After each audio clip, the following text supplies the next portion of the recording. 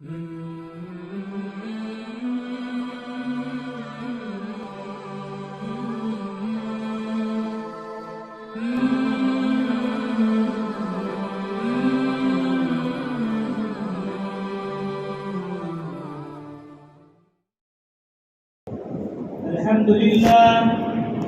لله نحمده ونستعينه ونستغفره ونؤمن به ونتوكل عليه ونعوذ بالله من شرور أنفسنا ومن سيئات أعمالنا من يهده الله فلا مضل له ومن يضلل فلا هادي له ونشهد أن لا إله إلا الله ونشهد أن محمدا عبده ورسوله صلى الله تعالى عليه وعلى آله وأصحابه وأتباعه وأزواجه أما بعد فأعوذ بالله من الشيطان الرجيم بسم الله الرحمن الرحيم كنتم خير أمة أخرجت للناس تأمرون بالمعروف وتنهون عن المنكر وتؤمنون بالله وقال الله تبارك وتعالى في موضع آخر من يتق الله يجعل له مخرجا ويرزقه من حيث لا يحتسب وقال النبي صلى الله عليه وسلم ألا وإن في الجسد لمضغة إذا صلح الجسد كله وإذا فسد الجسد كله ألا وهي القلب وقال النبي صلى الله عليه وسلم طوبى لمن آمن بي يرني مرة وطوبى لمن آمن بي ولم يراني 7 مرار صدق اللہ العظیم وصدق رسولہ النبی الکریم. محترم بزرگوں، دوستو، اللہ رب العزت نے بہت ساری نعمتوں سے ہم سب کو نوازا اور نعمتیں اتنی ساری اللہ نے دی ہیں کہ اس کے شمار کرنا چاہے تو انسان اس کو شمار نہیں کر سکتا.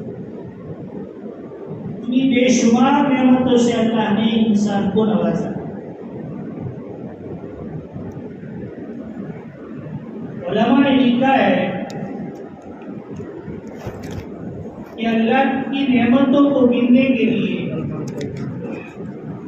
بالفرض مان لیا جائے کہ سارے سمندر کے پانی کی سیاہی بنا دی جائے، سارے درختوں کی ٹہنیوں کی قلمیں بنا دی جائے اور زمین کی سطح کے اوراق اور کاغذ بنا دیے جائے اور انسان اور جنات مل کر لکھنا شروع کریں اللہ کی بڑائی کو، اللہ کی کبریائی کو، اللہ کی نعمتوں کو، تو جو ہے انسان اور جنات تھک سکتے ہیں، درخت کی ٹہنیوں کی قلمیں گر سکتی ہے، سمندر کے پانی کی روشنائی ختم ہو سکتی ہے، زمین کی سطح کے اوراق جو ہے وہ ختم بھر سکتے ہیں، لیکن اللہ کی بڑائی، اللہ کی کبریائی اور اللہ کی نعمتوں کو شمار نہیں کر سکتے.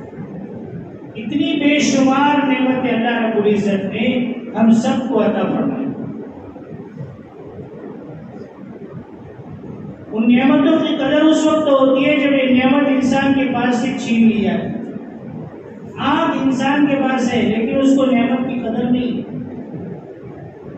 لیکن اس کی قدر اس سے پوچھے جس کا آنکھ نہیں. وہ یہ سمجھتا ہے سب نعمتیں چھین لی جائے تو اچھا ٹھیک ہے، مجھے برداشت ہے، لیکن اللہ مجھے آنکھ نہیں. جس کو اللہ نے ہاتھ نہیں دیا وہ یہ سوچتا ہے دوسری نعمتیں ٹھیک ہے، اگر اللہ ہاتھ دے دیتا تو بہت اچھا ہے.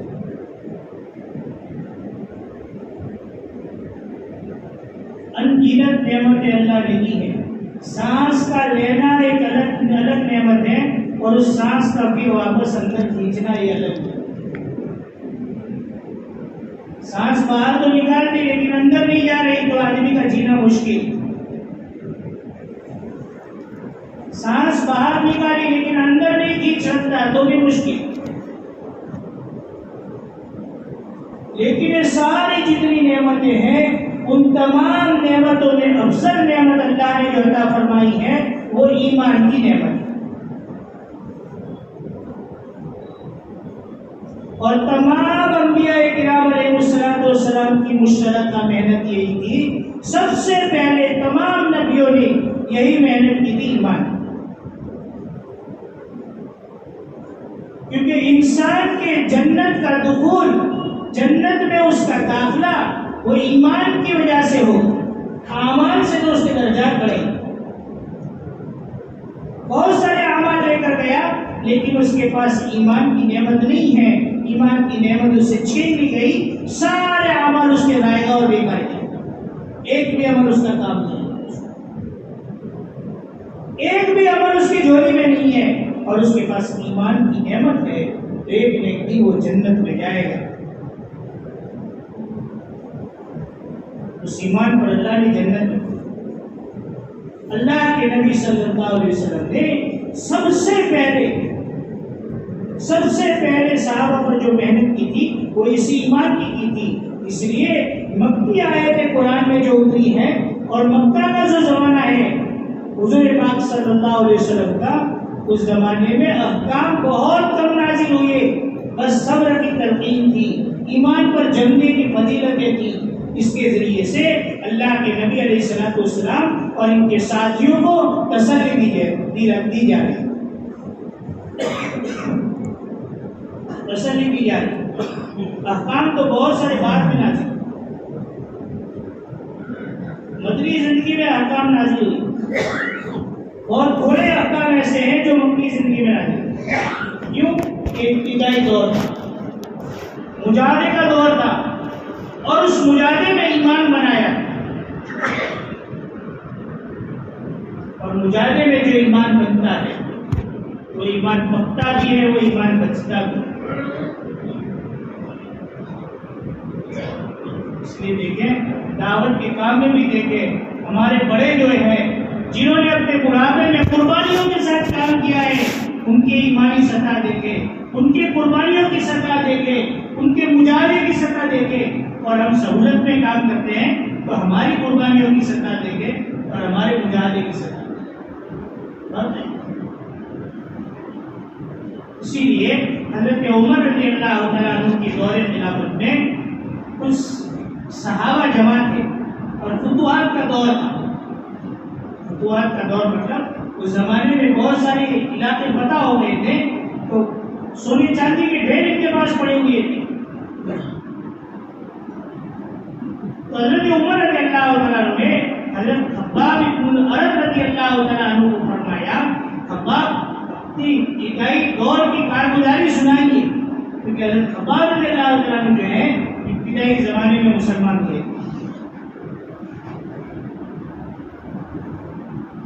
हज़रत खब्बाब रज़ियल्लाहु तआला अन्हु ने तकरीर नहीं की, हम तकरीर करते हैं ना, हम तो नहीं कि हमने एक कुर्बानी दी, एक कुर्बानी दी, लेकिन तकरीर नहीं की, बल्कि क्या किया, अपना कुर्ता मुबारक जो है उठा दिया और मजमे के सामने जो जवान सहाबा का मजमा बैठा हुआ था उसके सामने पीठ की, पीठ पर खालिस हड्डियां लगी हुई थी। फिर ये फरमाया कि इब्तिदाई जमाने में हमने जब इस्लाम कबूल किया तो हमें गरम गरम अंगारों पर लिटाया जाता था, हमारी धूल और चर्बी से वो अंगारे घुसते थे, गरम गरम रेत पर हमें लिटाया जाता था, घसीटा जाता था और हमें इस हाल में सताया जाता था। लेकिन हमारे अंदर का ईमान दिन ब दिन हर घड़ी हमारा ईमान मजबूत होता जाता था और हम अल्लाह की वहदानियत पर मजबूत होते जाते। तो ईमान जो है, ईमान के बारे में आता है ईमान यज़ीदु व यनक़ुस, ईमान बढ़ता भी है, ईमान घटता भी। ईमान बढ़ता भी है कि ईमान पे मुजाहिदे करेंगे, ईमान पे कुर्बानियां देंगे ईमान को बनाने के लिए, तो जो है ईमान बढ़ेगा। और ईमान बढ़ेगा तो क्या होगा, जैसे पैसा बढ़ता है तो पैसा बढ़ता है, माल बढ़ता है तो क्या होता है, बंगले बनते हैं, अच्छी अच्छी गाड़ियां आती है, आसाइश के नक्शे पैदा करता है। ईमान बढ़ता है تو یہ ایمان بڑھتا ہے تو عمل آتے ہیں کہ نماز خوشی خضو والی آئے گی، آنکھیں غلط نہیں دیکھے گی، آنکھیں غلط نہیں دیکھے گی، ہاتھ غلط کام نہیں کریں گے. کیا ہے کہ اندر کا ایمان بن گیا. اور اگر ایمان نہیں بنا تو ظاہری دنیا تو کیسا بھی ہوگا، لیکن اندر سے کھوکھلا ہو جائے گا. نمازوں کی لالے نماز سے دور ہے. عام طور پر دیکھتے ہیں ہم ساتھی اپنے آپ کو کام کرنے والا ساتھی سمجھ رہا ہے اور نمازوں سے دور. نماز جیسا ہم عمل کام کرنے والے ساتھی کی زندگی سے نکل رہا ہے اور آدمی سمجھ رہا ہے کہ کام کر رہا ہوں. اتنا بڑا عام خریدا کہ حضور پاک صلی اللہ علیہ وسلم کی ذات اقدس جو بخشائے معصوم تھے پھر بھی اپنے آخری زمانے میں نہیں آ سکتے. یہاں تک کہ اتنا لیٹ ہو گیا حکم دے دیا ابو بکر صدیق رضی اللہ تعالیٰ عنہ کو کہ آپ نماز پڑھائیے. اور حضور پاک صلی اللہ علیہ وسلم صحابہ کے سہارے سے مسجد نبوی میں تشریف لے گئے اور ابو بکر صدیق رضی اللہ تعالیٰ عنہ کی ابتدا میں نماز ادا. ایسے حال میں نماز نہیں چھوڑ. ایمان بنتا ہے. جب ایمان بنتا ہے تو اندر سے جو ہے اعمال صحیح نکلتا ہے. اسی لیے سب سے پہلے ایمان پر محنت کرائی. اسی لیے مولانا الیاس صاحب رحمۃ اللہ علیہ فرماتے تھے، ملفوظات میں لکھا ہے کہ تبلیغ میں نے نہیں رکھا، دعوت کا کام میں نے نہیں رکھا، اس کام کا نام تو اگر میں کوئی رکھتا، حضرت کیا فرماتے، میں رکھتا تو تحقیق ایمان رکھتا. ایمان کو حرکت میں لانے کی محنت ہے. ایمان کو حرکت میں لانے کی محنت ہے.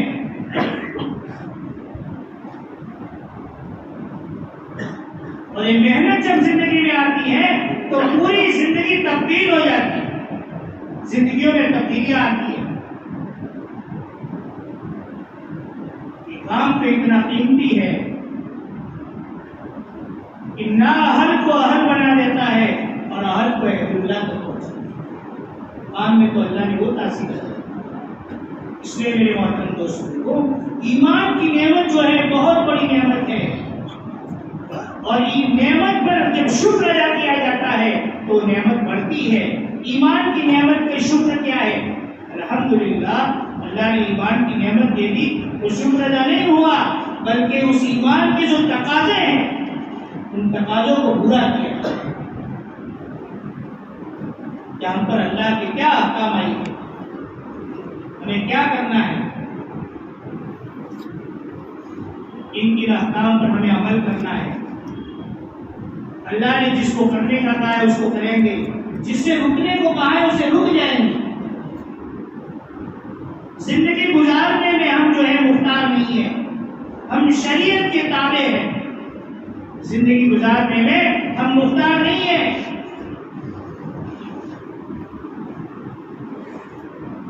آج کل دور چلا ہے کہ زندگی کیسے جیو کہ فری زندگی جیو، جیسے جینا چاہو ایسے جیو. وہ ہمارے اسلام کا اور اسلام کی ترتیب نہیں ہے. ہمارے اسلام کی ترتیب تو ہے ہماری زندگی شریعت مطہرہ کے مطابق ہو. اسی لیے ہمارا سنتے ہیں کہ تقویٰ اختیار کرے. تقویٰ کس کو کہتے ہیں؟ تقویٰ اس کو کہتے ہیں ہر حال میں، ہر موقع پر، ہر موڑ پر اللہ کا لحاظ کر کے چلنا، یہ تقویٰ. دسترخوان پہ کھانے بیٹھا ہے تو سب سے پہلا اس کا تقویٰ یہ ہے کہ دیکھیں میرا مال جو ہے حرام تو نہیں ہے. اور دوسرا کیا؟ میرے نبی علیہ السلام کے طریقے پر کھانا کھاؤ، یہ تقویٰ ہے. کہ مال حلال ہے، حرام طریقے سے نہیں کمایا، اللہ کا حکم پورا ہو گیا. اور اس مال جو کمایا ہے حلال اس کو دسترخوان پہ کھا رہا ہوں، وہ نبی پاک صلی اللہ علیہ وسلم کے طریقے پر کھا رہا ہوں، یہ کیا ہے؟ تقویٰ. ایسے ہر موقع پر، یہاں تک کہ نماز بھی پڑھے تو حضور پاک صلی اللہ علیہ وسلم کے طریقے پر. کوئی آدمی کہے بھائی نماز میں تو نماز کو قائم کرنا لکھا ہے اور رکوع کرو، سجدہ کرو، قیام کرو، تو رکوع سجدہ کر لیں گے، قیام کر لیں گے تو نماز ہو جائے گی؟ نہیں، نماز اللہ کا حکم ہے، نماز پڑھو، نماز قائم کرو، نماز تو قائم کریں گے لیکن کیسے کریں گے کہ حضور کی ترتیب پر کریں گے، تب جا کے وہ نماز فائدہ دے گی، ورنہ وہ نماز بھی ہمیں فائدہ دے گی۔ کہ عبادت میں بھی اللہ کا حکم، حضرت محمد صلی اللہ علیہ وسلم کا طریقہ محفوظ رکھنا ضروری ہے۔ تو ایمان کا تقاضا یہ ہے، اللہ نے جو نعمتیں دی ہے نا ان میں سب سے بڑی نعمت ایمان کی ہے۔ ایمان کا تقاضا یہ ہے کہ ہمارے اعضاء سے نکلنے والے اعمال صحیح ہیں اور اندر کا ایمان مضبوط ہوگا۔ صحابہ نے اپنے ایمان بنایا، اسی لیے حضرت غالب حضرت عمر رضی اللہ عنہ فرماتے ہیں تعلمنا الایمان ثم تعلمنا القرآن، ہم نے ایمان کو سیکھا پھر قرآن کو سیکھا، ہم نے ایمان کو سیکھا پھر قرآن کو سیکھا۔ ایمان بھی سیکھنے کی چیز ہے۔ مجاہدوں کی بھٹیوں میں ایمان بنتا ہے، قربانیوں کے بعد ایمان بنتا ہے، اور جب ایمان بنتا ہے تو لمبی لمبی تقریریں نہیں کرنی پڑتی، آسانی سے جو ہے ایمان اعمال پہ آدمی آ جاتا ہے، کیونکہ اندر کا ایمان مضبوط ہے۔ اس کو نماز پلا رہا ہے، روزے پلا رہا ہے، حج پلا رہا ہے، زکات پلا رہا ہے، حرام سے بچ رہا ہے۔ امام صاحب نے پہلی رکعت میں سورت جو پڑھی اس کے اخیر کی 2 آیتیں پڑھی، وَمَن يَعْمَلْ مِثْقَالَ ذَرَّةٍ فِي مَغْفِرَةٍ کی نماز پڑھی نا ہم نے، بتایا نا کہ پہلی رکعت میں امام صاحب نے کیا پڑھا تھا۔ امام صاحب نے پہلی رکعت میں جو سورت پڑھی اس کے 2 آخری آیتیں کیا تھی؟ وَمَن يَعْمَلْ مِثْقَالَ ذَرَّةٍ خَيْرًا يَرَهُ وَمَن يَعْمَلْ مِثْقَالَ ذَرَّةٍ شَرًّا يَرَهُ۔ ایک صحابی اسلام میں داخل ہوئے، اس زمانے میں جو ہے قرآن ایسے ہماری طرح محفوظ نہیں تھا، کہیں چمڑے پہ لکھا ہوا تھا، کہیں پتھر پہ لکھا ہوا تھا، الگ الگ جگہوں پہ لکھا ہوا تھا۔ حضور پاک صلی اللہ علیہ وسلم نے ایک صحابی کو دے دیا کہ آپ ان کے پاس قرآن سکھاؤ۔ صحابی دوسرے صحابی نے تو سکھایا، آپ جان سے نکل رہے غالب حضرت علی رضی اللہ تعالیٰ انہوں نے سکھایا۔ سب سے پہلے یہ 2 آیتیں سکھائی، وَمَن يَعْمَلْ مِثْقَالَ ذَرَّةٍ خَيْرًا يَرَهُ وَمَن يَعْمَلْ مِثْقَالَ ذَرَّةٍ شَرًّا يَرَهُ۔ 2 آیتیں سکھائی، وہ 2 آیتیں سیکھ کے چلے، واپس آئے گی۔ کچھ دنوں کے بعد حضور پاک صلی اللہ علیہ وسلم کی ملاقات ہوئی اور ان کی صحابی سے پوچھا بھئی آپ کو نئے جو مسلمان ہوئے تھے اس صحابی کو آپ کے ساتھ لگایا تھا، کیا ان کی کیا کارگزاری ہے، کیا حال چال ہے؟ تو اس صحابی نے عرض کیا اللہ کے نبی علیہ السلام وہ تو 2 آیتیں سیکھ کے گئے، واپس آئے ہی نہیں ہیں، اب کیا کریں گے؟ کچھ عرصے کے بعد وہ صحابی بھی ملے، اللہ کے نبی صلی اللہ علیہ وسلم نے فرمایا کہ بھائی آپ کو تو میں نے لگایا تھا، آپ آئے ہی نہیں، کہ حضور اس صحابی سے میں نے 2 آیتیں سیکھی، وَمَن يَعْمَلْ مِثْقَالَ ذَرَّةٍ خَيْرًا يَرَهُ وَمَن يَعْمَلْ مِثْقَالَ ذَرَّةٍ شَرًّا يَرَهُ۔ 2 ذرے میری زندگی گزارنے کے لیے کافی ہو گئے، اس لیے میں نے سمجھا بس اس پر ہی زندگی گزار۔ اس آیت کا کیا ترجمہ کہ ذرہ برابر نیکی کرے گا اس کا بدلہ بھی اللہ کے یہاں پائے گا، اور ذرہ برابر گناہ کرے گا اس کا خمیازہ بھی آخرت میں دے گا۔ بس وہ 2 ذرے جب میں نے سنے اور جب انہوں نے مجھے سکھائے تو زندگی گزارنے کے لیے مجھے کافی ہو۔ کیا زندگی اندر کا ایمان ایسا بنا ہوا تھا کہ قرآن کی 2 آیتیں سامنے آتی تھی، زندگیاں گزارنے کے لیے کافی ہو جاتی تھی۔ آج ہمارے سامنے گھنٹے گھنٹے تقریریں ہو رہی ہے اور ہم تقریریں سن رہے ہیں، لیکن ایک بار ہماری زندگی میں تبدیلی نہیں آ رہی۔ ایک بار کانوں کی مزاح کے لیے سن رہے ہیں، تقریر جو ہوتی ہے وہ کان کی مزاح کے لیے نہیں ہے، واہ واہ کے لیے نہیں ہے، یہ تقریر تو اعمال کے لیے ہے۔ کہ جو سنا جائے اس پر عمل کیا جائے.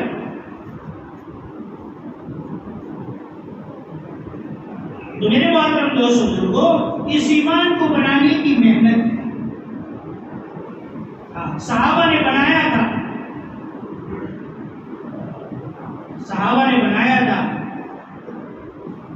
اور ایمان کہاں بنتا ہے؟ کالجوں میں. ایمان کہاں بنتا ہے؟ اپنے اپنے کاروبار پر، فیکٹریوں میں نہیں. یہ ایمان بنتا ہے مجاہدے کی بھٹیوں میں. حضرت عمر رضی اللہ تعالیٰ عنہ ایک مرتبہ جبل ابی قبیس پر جا رہے تھے اپنے زمانے میں، اپنے دور خلافت، جب ان کے خلافت کا دور تھا. وہ امیر المسلمین تھے، امیر المومنین تھے. تو بیت اللہ کے سامنے ایک پہاڑ ہے، پہاڑ ہے جس کا نام ہے ابی قبیس. اس پہاڑ پر حضرت عمر رضی اللہ تعالیٰ عنہ جا رہے. ساتھ میں مسلمانوں کا بہت بڑا لشکر ہے. جاتے جاتے رستے میں پہاڑ پر چڑھتے ہوئے کھائے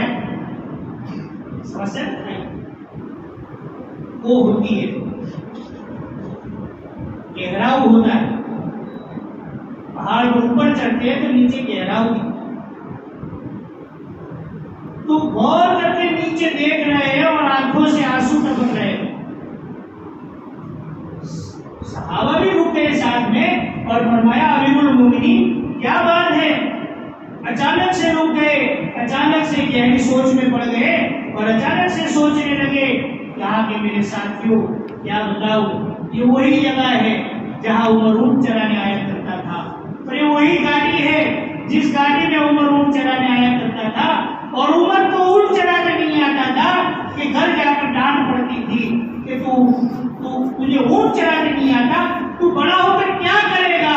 جس گاڑی میں مجھے اونٹ چرانے نہیں آتا تھا اس گاڑی سے آج مسلمانوں کا امیر بن کر گزر رہا ہوں، امیر المومنین بن کے گزر رہا ہوں. کون سی ایسی یونیورسٹی تھی، کون سی ایسی کالج تھی جس نے اس مقام سے وہاں تک پہنچا دیا کہ جس میں چرواہے کی صلاحیت نہیں تھی اس کو امیر المومنین تک پہنچا دیا اور اس مقام تک پہنچایا کہ دنیا کے حاکم بھی آج ان کا محتاج ہے کہ حکومت کو کیسے چلایا جائے. کہ حضرت عمر کی حکومت کو دیکھے بغیر انسان مگر حکومت نہیں چلا سکتا. آج کی حکومتیں بھی حضرت عمر رضی اللہ تعالیٰ عنہ کے طریقے کی محتاج ہے. کون سی ایسی چیز تھی جنہوں نے حضرت عمر رضی اللہ تعالیٰ عنہ کو اس مقام تک پہنچایا؟ وہ حضور پاک صلی اللہ علیہ وسلم کی اتباع تھی، وہ اللہ کے احکام کی پابندی تھی اور حضور پاک صلی اللہ علیہ وسلم کی غلامی تھی. اس مقام تک پہنچا. میرے محترم دوست بزرگوں، یہ چھوٹی موٹی بات نہیں ہے کہ اللہ نے ایسی پاکیزہ شریعت کی ہے کہ اس شریعت پر چلنے سے اللہ دنیا میں بھی زندگی آرام سے سکون سے گزارے گا اور اللہ تعالیٰ آخرت میں بھی جو ہے ہمیشہ ہمیشہ کامیابی نصیب کرے. دنیا میں بھی اللہ سکون دے گا. آج دنیا سکون کو حاصل کرنے کے لیے ترس نہیں ہے.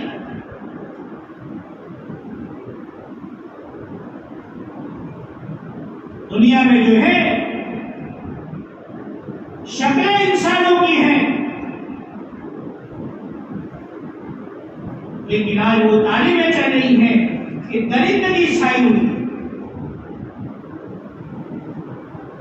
ایک محنت ایسی ہے، ایک شریعت ہمارے پاس ایسی ہے اور ایک مذہب ہمارے پاس ایسا ہے کہ جس میں حضرت محمد رسول اللہ صلی اللہ علیہ وسلم کی تعلیم ہمارے پاس ہے.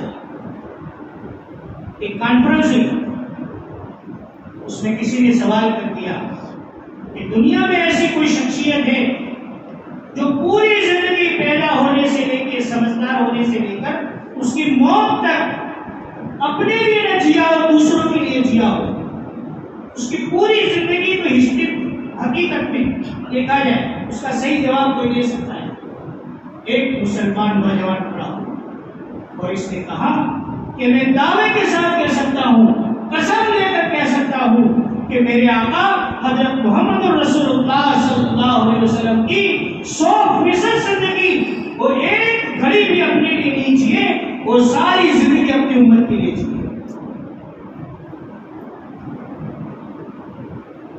ایک مرتبہ عائشہ رضی اللہ تعالیٰ عنہ اور حضور پاک صلی اللہ علیہ وسلم کھلے آسمان کے نیچے بیٹھے ہوئے. عائشہ رضی اللہ تعالیٰ عنہ کی گود میں حضور پاک صلی اللہ علیہ وسلم کا سر ہوا.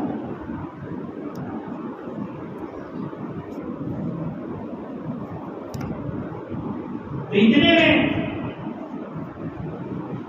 حضور پاک صلی اللہ علیہ وسلم کی نظر جو ہے آسمان کی طرف.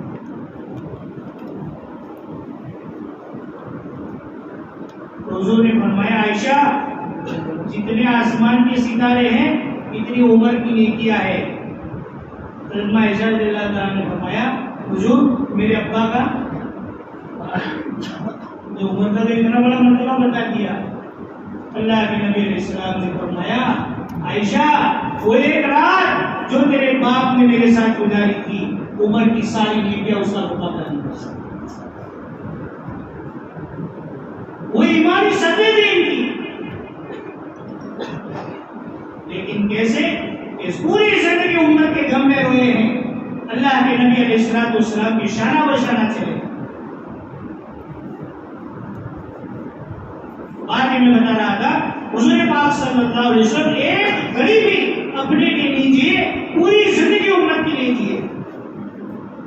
ایک مرتبہ عائشہ رضی اللہ تعالیٰ عنہ نے حضور سے دعا کی درخواست کر دی حضور میرے لیے دعا فرمائیں. حدیث پاک میں اس کا مفہوم ہے. تو اللہ کے نبی علیہ السلام نے فرمایا اللہ عائشہ کے اگلے پچھلے سارے گناہ معاف کر. تو حضرت عائشہ رضی اللہ تعالیٰ عنہ اتنی خوش ہوئی کہ حدیث میں جس کا مفہوم میں لکھا ہے کہ ان کا سر گول میں چلا گیا. آدمی زیادہ ہنستا ہے جھک جاتا. تو اللہ کے نبی علیہ السلام نے فرمایا عائشہ اتنی ہنسنے کی کیا وجہ ہے کہ حضور آپ جیسے نبی نے میرے لیے دعا کر دی کہ اگلے پچھلے سارے گناہ معاف کر دے تو میں تو گناہوں سے پاک ہو گئی. اتنی بڑی دعا ہے. اللہ کے نبی علیہ السلام نے فرمایا عائشہ میرے دعا اپنی امت کے لیے ہر فرض نماز کے بعد. کیا فرمایا میں دعا اپنی امت کے لیے ہر فرض نماز کے بعد مانگتا ہوں. کیا امت کا غم ہو پوری زندگی اپنے امت کے لیے کھپا دی. اب ہم سوچ سکتے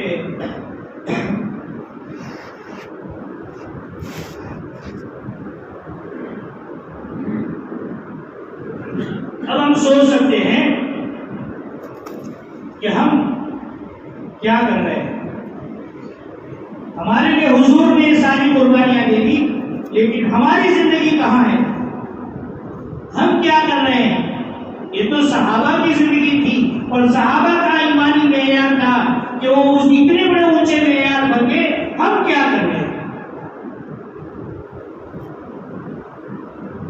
ہم روزانہ فضائل اعمال کی تعلیم میں ممبر سے سنتے ہیں مسلوں سے سنتے ہیں صحابہ کی نماز ایسی تھی, صحابہ کی تلاوت کی کلام پاک ایسا تھا, صحابہ کے اعمال کا شوق ایسا تھا. ہم سنتے ہیں نا کہ میں پوری رات نماز میں گزرتی تھی, پوری رات ایک آیت پڑھتے پڑھتے گزرتی تھی. تو افسوس کرتے ہیں, سوچنے میں مجبور ہو جاتے ہیں کیسے لوگ ہوں گے وہ کہ پوری رات نماز میں گزار دیتے تھے, پوری رات سجدے میں گزار دیتے تھے. کیسے لوگ ہوں گے وہ. لیکن سمجھنا آسان ہے. موبائل والے ہیں نا پوری رات گزار دیتے نہیں گزارتے. موبائل لے کے بیٹھ جاتے ہیں, صبح 4-5 بجے تک جاگتے ہیں نوجوان. کیا ہوا بھائی کہ موبائل سے دلچسپی دی تو 4-5 بجانا آسان ہو گیا, پوری رات نکالنا آسان ہو گیا. کوئی کہتا ہے بھی پوری رات گزر گئی تب جا کے وہ موبائل چھوڑتا ہے. ایسے ہی ان کو نمازوں میں ایسی دلچسپی, ویسے ہی ان کو اعمال میں قرآن کی تلاوت میں ایسی دلچسپی تھی کہ ان کی راتیں نمازوں میں گزر جاتی تھی, ان کو پتہ نہیں چلتا. وہ اعمال کا شوق تھا. اس لیے میرے محترم دوستوں کو اپنی زندگی کو صحیح رخ پہ لانے کی فکر کرنا, یہ دعوت کا کام اسی لیے ہے, یہ تبلیغ کا کام اسی لیے ہے. حضرت مولانا الیاس صاحب رحمۃ اللہ علیہ بنگلے والی مسجد میں شہر میں ٹہلتے تھے اور فرماتے تھے یا الہی کسی کی شب رو کے کٹے کسی کی شب سو کے کٹے، میری شب کیسی نہ رو کے کٹے نہ سو کے کٹے۔ ایک غم ہے، ایک درد ہے، دعوت کا کام ایک فکروں کا کام ہے، امت کا غم لے کر پھرنا ہے۔ طائف کا واقعہ بیان کرنا آسان ہے، میرا تقریر کر دینا آسان، آپ کا سننا آسان، لیکن میرے محترم دوستوں کو نکلے 40 دن 4 مہینے اور پھر اس کے بعد زوے پاؤں میں ٹھوکر لگ جاتی ہے، ناخن میں چوٹ آ جاتی ہے، آدمی دل ملا جاتا ہے، پریشان ہو جاتا ہے، تو اس وقت سوچے مجھے ایک ناخن پر چوٹ لگ گئی، میں پریشان ہو گیا، میرے نبی پر کیا گزری ہوگی؟ احد میں میرے نبی پر زخم آئے، طائف میں میرے نبی پر زخم آئے، میرے نبی کو حرم میں پیٹھ پر اوجھ رکھ دی گئی، گلے میں پھندے ڈال کر کھینچا گیا، پھر میرے نبی کا ہاتھ تھا، میرے نبی علیہ السلام نے یہ قربانیاں کی، میں نے کیا کیا؟ پھر سمجھ میں آتا ہے۔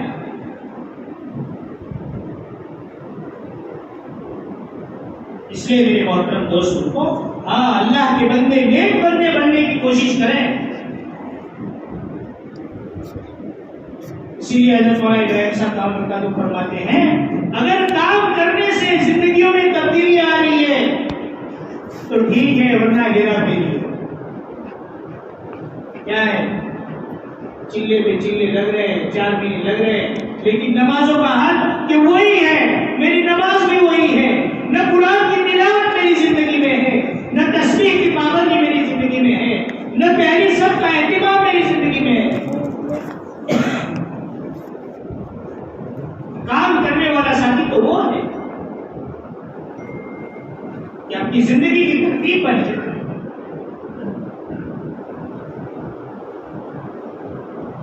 جیسے میرا کھانا چھوٹ جاتا ہے تو آدمی بےتاب ہو جاتا ہے، کاروبار میں اگر دکان 1 گھنٹے لیٹ کھلتی ہے تو آدمی بےتاب ہو جاتا ہے، لیکن میری آج کی تسبیح چھوٹ گئی کوئی فکر نہیں ہے، میری قرآن کی تلاوت چھوٹ گئی کوئی فکر نہیں ہے۔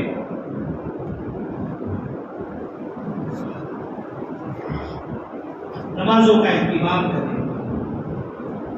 ہم تقریر تو کرتے ہیں 6 صفات بیان کرتے ہوئے، یہ تو کہتے ہیں نماز جو ہے حضور کے آنکھوں کی ٹھنڈک ہے، جنت کی کنجی ہے،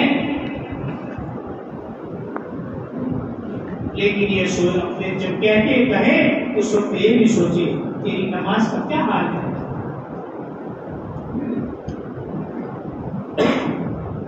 فجر کی نماز کا تیرا کیا حال ہے؟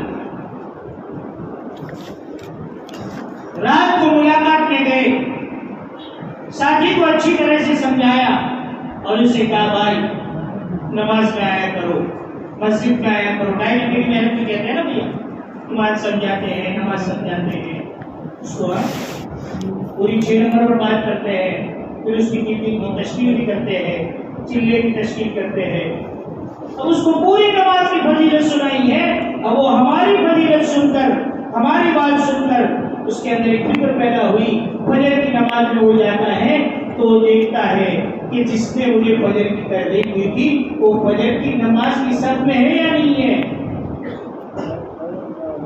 وہی فجر کی نماز کی صف میں نہیں ہے، وہ لوگ کیا ہمارا اثر پڑے گا؟ ہم کہتے ہیں نیا مجمع نہیں آتا، کہاں آئے گا؟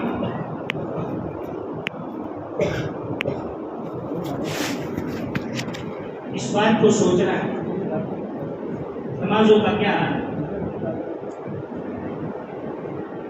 اپنے بارے میں فکر مند رہے، ہم ساتھیوں کے بارے میں متفکر رہتے ہیں، فلاں کا یہ حال ہے، فلاں کا یہ حال ہے، فلاں ساتھی نہیں آیا، فلاں ساتھی نماز میں نہیں آتا۔ حضرت عمر رضی اللہ تعالیٰ عنہ مسجد نبوی میں نماز پڑھا رہے ہیں، اور جب ان کو خنجر مارا گیا اور اسی زخم میں وہ شہید ہو گئے، تو جب حضرت عمر رضی اللہ تعالیٰ عنہ گش کھا کر گرے نیچے تو اپنا سر مبارک جو ہے زمین سے رگڑ رہے تھے. عبداللہ ابن عمر رضی اللہ تعالیٰ عنہ کے بیٹے جو ہیں انہوں نے سر کو لے کر اپنی گود میں رکھ دیا. تو کیا کرے بیٹے عبداللہ سر نیچے رکھ دے, تیرے باپ کی بڑھاپے پر اللہ کو رحم آ جائے, اس میرے سر رگڑنے پر اگر اللہ کو رحم آ جائے تو تیرے باپ کو اللہ معاف کر دے گا. کون ہے, کون کہہ رہا ہے جس کے بارے میں اللہ کے نبی علیہ السلام نے فرمایا لو کان بعد نبی لکان عمر, اگر میرے بعد کوئی نبی ہوتا تو حضرت عمر ہوتے. وہ 10 صحابہ جن کو ایک ہی مجلس میں حضور پاک صلی اللہ علیہ وسلم نے فرمایا تھا ابو بکر جنت میں, عمر جنت میں, عثمان جنت میں, علی جنت میں, طلحہ جنت میں, عبیدہ جنت میں, ابو عبیدہ جنت میں, یہ 10 صحابہ کے بارے میں فرمایا تھا کہ جنت میں ہے اور یہ جنت میں جائیں گے, ان میں سے ہے, جنتی ہونا یقینی ہے. پھر بھی کیا فرما رہے بیٹے عبداللہ سر کو نیچے رکھ دے, رگڑتا رگڑتا جاؤ دنیا سے تاکہ اللہ کو رحم آ جائے. اور میرے محترم دوستوں کو ہم اپنے گشت میں مطمئن ہو گئے, اپنے چلت میں مطمئن ہو گئے, اپنی 2 رکعت نماز پر مطمئن ہو گئے. میرے محترم دوستوں کو اللہ کو راضی کرنا ہے اور کب تک کرنا ہے کہ جن کو حضور نے جنت کی بشارتیں دی تھی ہے, جن کے بارے میں حضور نے فرمایا, جن کے بارے میں حضور نے فرمایا میرے بعد اگر کوئی نبی ہے تو نبی ہوتے تو حضرت عمر ہوتے. اور اس سے بھی بڑی بات یہ ابو بکر صدیق فرماتے ہیں کاش مومن کے بدن کا بال ہوتا. کون کہہ رہا ہے جنت کے آنکھوں دروازوں سے پکار آئے گی مرحبا یا ابو بکر, مرحبا یا ابو بکر, ابو بکر مجھ میں سے داخل ہو جاؤ. جنت پکارے گی ابو بکر کو. اتنا بڑا مقام, لیکن اپنے بارے میں کیا ڈر رہے ہیں, کیا حال ہے ان کی زندگیوں کا. ابو بکر مجھ میں سے داخل ہو گئے. ایک کتاب میں پڑھا رہا کہ وہ واقعہ ہم پڑھتے ہیں نا جو امام صاحب اکثر خطبوں میں بھی دیتے ہیں, نفسی نفسی, جو پورا واقعہ ہے کہ اس میں سارے نبیوں کے پاس لوگ جائیں گے, سارے نبی جائیں گے بھائی ہم اپنی ہو رہے ہیں کیسے جا رہے. اخیر میں لوگ حضور پاس جائیں گے, حضور سجدہ ریز ہو جائیں گے اور اللہ سے فرمائیں گے, اللہ سے عرض کریں گے کہ باری تعالیٰ حساب کتاب شروع وہ کیا ہے. تو اس وقت میں کہا جائے گا کہ ٹھیک ہے آپ حساب کتاب شروع کرنے کی فرمائش رکھ رہے ہیں تو چلو شروع کرتے ہیں, لاؤ حساب کس سے شروع کریں. اللہ کی علم میں ایسا پھر بھی اللہ پوچھے تو حضرت حضور پاک صلی اللہ علیہ وسلم سب سے پہلے جو پیش کریں گے وہ حضرت ابو بکر صدیق رضی اللہ عنہ. کیا بھروسہ, کیا وثوق ہوگا اللہ کے نبی علیہ السلام کہ پیش کریں گے کہ جاؤ. میرے محترم دوستوں کو اپنی زندگیاں ایسی گزارنے کے باوجود بھی حال یہ تھا ان کی نمازوں کا کیا حال ہے, ان کی عبادتوں کا کیا حال ہے. تقوی کا اتنا اعلیٰ پیمانہ کہ مسجد کے سب میں کھڑے ہو جاتے تھے تو سب سے بڑے ولی تھے, بازار میں جاتے تھے سب سے بڑے امانتدار تاجر تھے, اور جب مالکوں میں جاتے تھے تو سب سے بڑے بہادر سپہ سالار.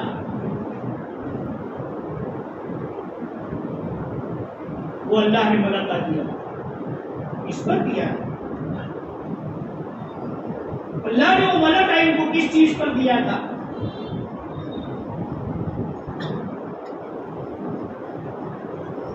اطاعت تھی ان کی زندگی میں, اطاعت, اللہ کے احکام کی عظمت سمجھا تھا انہوں نے. آج وہ چیز ہماری زندگی میں نہیں ہے. ہم کہتے ہیں کہ صحابہ نماز آئی تو صحابہ خوش ہو گئے, اللہ سے لینے کا طریقہ مل گیا. لیکن ہم یہ سوچے نماز کے ذریعے سے میں نے کتنی مرتبہ اللہ سے لیا, میں نے کتنا اللہ سے لیا اس نماز سے. بڑی افسوس کی بات ہے کبھی مسجد وال جماعت، کبھی بیٹھک چھوٹ جائے تو آدمی ساتھیوں سے افسوس کرتا ہے آج تو بیٹھک چھوٹ گئی، آج گھر چھوٹ گیا، کبھی افسوس نہیں کرتا میری نماز چھوٹ گئی، میری نماز قضا ہو گئی۔ نماز کا قضا کرنا اتنا بڑا بھاری گناہ ہے کہ پوری دنیا اس کے صدقے میں دے دی جائے، اس فرض نماز کا بدلہ نہیں کیا جائے۔ اس نماز کے ساتھ ہم کام کرنے والے ساتھی کیا کھیل جاتے ہیں۔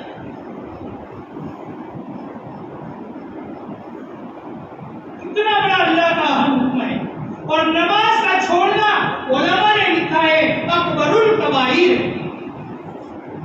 کبیرہ گناہ ہے نا، اس میں بھی بڑا گناہ۔ نماز کا چھوڑنا اکبر الکبائر ہے۔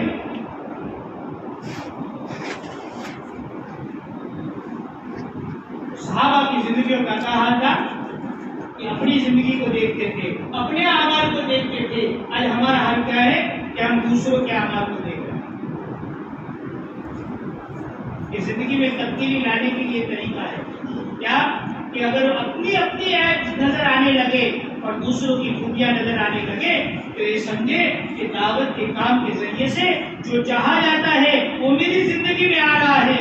اگر دوسروں کے عیب نظر آتے ہیں اور اپنی خوبیاں نظر آنے لگتی ہے تو سمجھے کہ ابھی بیک مار رہا ہے۔ بیک جانے کیا ہوتا ہے؟ کھانا بیک مارنے کیا ہوتا ہے؟ کیا ہو جاتی ہے؟ اور اس کیا کو کیا کرتے ہیں؟ یہ بھی ناپاک، کھانا ہضم ہو جائے تو زراعت نکلتے، یہ بھی ناپاک، لیکن وہ نعمت بن کے نکلتی ہے کہ اسے آدمی کو صحت ملتی ہے۔ اور بیک مارے تو فوراً ڈاکٹر کے پاس جاتا ہے کہ بھائی تکلیف ہو گئی ہے، کیا ہو رہی ہے، کیا کوئی تکلیف ہے کیا؟ فوراً آدمی متوجہ ہو جائے کہ مجھے اپنے عیب کی نظر نہیں آ رہے، اپنے اعمال کی طرف نظر دے، اپنی قرآن کی تلاوت کی پابندی کرے۔ میری قرآن کی تلاوت کا کیا حال ہے؟ اپنی تسبیحات کی پابندی کا اہتمام ہونا چاہیے۔ انفرادی اعمال کا نور دعوت کی بات میں اثر پیدا کرے گا۔ انفرادی اعمال کا نور دعوت میں اثر پیدا کرے گا۔ اور اگر ہم نماز کی سب سے آخر کی صف میں ہے، 2 رکعت امام صاحب سے ملی اور 2 رکعت الگ سے پڑھنے کا موقع،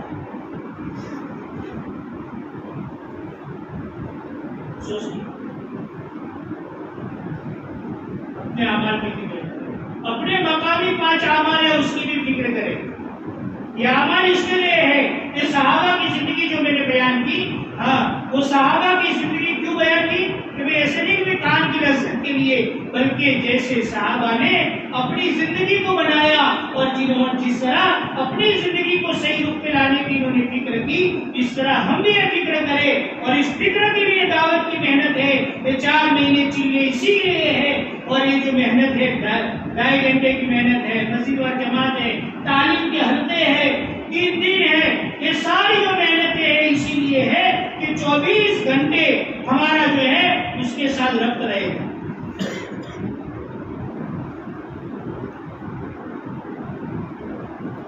تو ہمارے اعمال میں جھول نہیں پڑے گی۔ یہ 5 کام اس کے لیے ہے، یہ اپنی زندگیوں میں لانے کی فکر کریں۔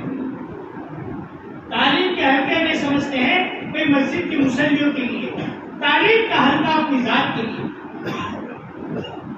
بڑے بڑے اللہ والوں کو دیکھا، آج بھی ایک اللہ والے کے بارے میں ہے کہ آج بھی آدھا گھنٹہ فضائل اعمال کا مطالعہ کرتا ہے، 90 سال سے زیادہ ہو۔ اور اگر بیمار ہو تو کسی پڑھنے والے سے کہتے ہیں آپ پڑھے میں سنو۔ مسجد کی تعلیم کتنے گھنٹے ہیں؟ آدھا گھنٹہ ہے۔ ہمارے بڑے جو فرماتے ہیں مسجد کی تعلیم کو آدھے گھنٹے تک لے جانی ہے، 10 منٹ سے آگے نہیں گئی ابھی تک، وہ بھی غنیمت ہے۔ لیکن اس کو جو ہے اپنی ذات کا فائدہ سمجھ کر اس تعلیم کو سنیں۔ اللہ کے نبی صلی اللہ علیہ وسلم کی حدیثیں ہیں، حدیثوں کا نور دلوں میں آئے گا، زبانی باتوں سے، کہ بیانوں کے ذریعے سے جو فائدہ نہیں ہوگا، وہ بات حضور پاک صلی اللہ علیہ وسلم کی حدیثوں کے بعد، حدیث میں نور ہے، نور اس کے دل میں اترے گا. اور جو تعلیم مسجد میں سن رہے ہیں وہ تعلیم اپنی گھروں میں بھی زندہ کرنے کی کوشش کریں، ورنہ دنیا کے چاروں طرف کے خرافات جو ہے ہمارے گھروں کو شکار بنا لیں گے. دنیا کا باطل ہمارے گھروں میں داخل ہو جائے گا نہیں بلکہ ہو گیا. ہاں، دنیا کا باطل اپنے گھروں میں داخل ہو گیا. گھر ہمارا ہے، بچے ہمارے ہیں، لیکن زبان باطل کی بولتے ہیں، کام باطلوں کا کرتے ہیں. ہم کہیں گے وہ نہیں کریں گے، وہ لباس ہم کہیں گے وہ نہیں پہنیں گے. باہر کا باطل ان کو جو تعلیم دے گا وہ کرے گا، لیکن گھروں کی تعلیم مضبوط ہوگی تو گھروں میں جو ہے پلنے والے بچے بچپن سے حدیث کو سنیں گے، اللہ کے رسول صلی اللہ علیہ وسلم کی باتوں کو سنیں گے، اللہ کے احکام کو سنیں گے، تو ان کے اندر وہ نور پیدا ہوگا کہ چھوٹا سا بچہ بھی جو ہے اس کے اندر دین کا شوق پیدا ہوگا.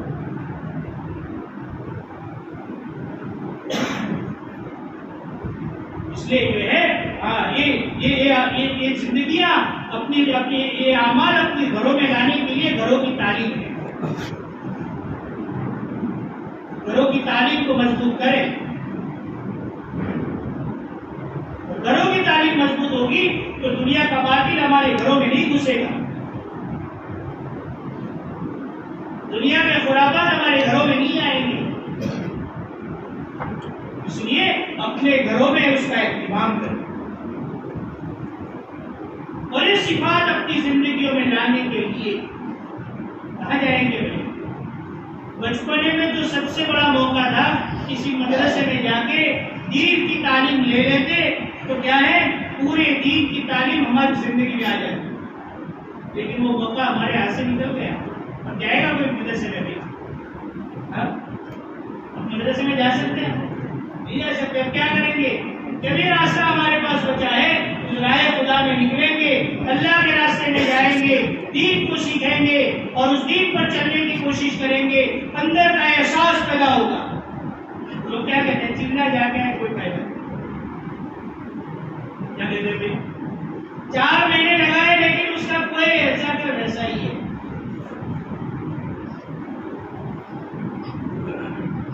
تبلیغ کو بدلا. ایک آدمی بیت اللہ جاتا ہے، اس کو جاتے ہیں لوگ پہلے 3 وقت کی نماز پڑھتا ہے. ادھر بہت سارے 2-4 وقت کی نماز پڑھنے والے چھوڑ دیتے. حج کو جانے کے بعد ایک بھی نماز نہیں پڑھتا تو غسل بیت اللہ کا ہے اس کی ذات کا ہے. غسل کس کا ہے؟ بیت اللہ کا غسل نہیں ہے. ایسی مقدس جگہ پہ جا کے اگر کوئی ایسی بے حرمتی کی ہوگی جس سے محروم ہو گیا، ایسے پاکیزہ راستے میں جانے کے بعد اگر بے غسلی سے چلتا ہے تب جا کے وہ محروم ہوتا ہے. ورنہ ایک کام تو ایسا ہے ہزاروں کی زندگیاں پلٹ گئی، لاکھوں کی زندگیاں پلٹ گئی. جوا کھیلنے والوں نے جوا چھوڑ دیا، زنا کاروں نے زنا چھوڑ دیا، دوائی کو نے اپنی غلط زندگیوں کو چھوڑ کر پاکیزہ عورتیں بن گئی. رائے خدا میں نکلے. یہ سوچیں گے کہ اللہ کے راستے میں تو جانا ہے لیکن تقاضے تو آئیں گے لیکن دنیا کے مسائل لیکن اگر مگر جو ہے نا وہ نہیں نکلنے دیتا. جانا تو ہے مگر جانا ہے لیکن وہ جو ہے نا اگر مگر لیکن والا وہ اللہ کے راستے میں نہیں نکلنے دیتا. اگر اس کو نکال دے تو نکلنا آسان.